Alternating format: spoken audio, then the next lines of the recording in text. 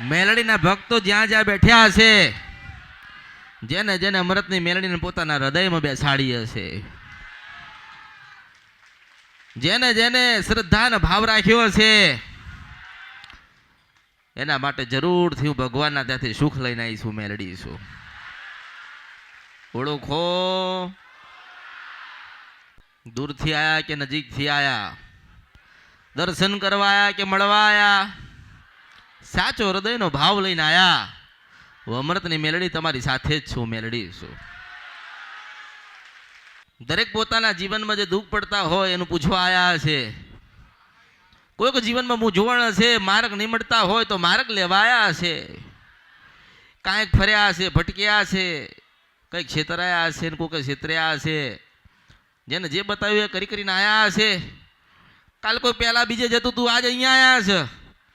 તમારો ભાવ જો મારા પ્રત્યે છે ને તો તમારા દેવ તમને મળવા આવશે, એવા આશીર્વાદ આપું છું. એટલે પહેલા તો ધીરજ, પહેલા તો શ્રદ્ધા, ભાવ. જો આયા છો તો કંઈક લઈને જશો, મેલડી આલીશ, તમને આશીર્વાદ આપીશ, તમને જમાડીશ, તમારા જીવનના જે દુઃખ હશે એને સુખમાં પરિવર્તન કરી આપીશ.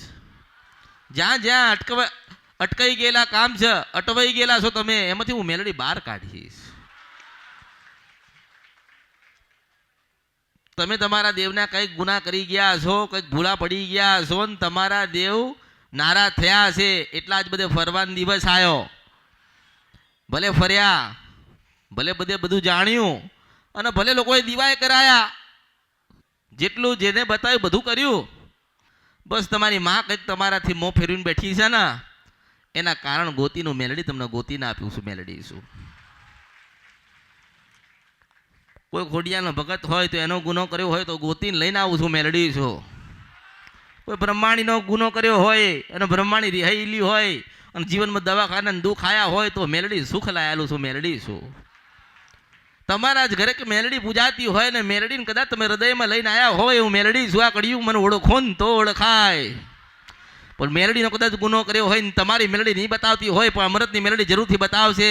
હું શુદ્ધ મન સપર નદીને કંદરપ્યા મેલડી છો.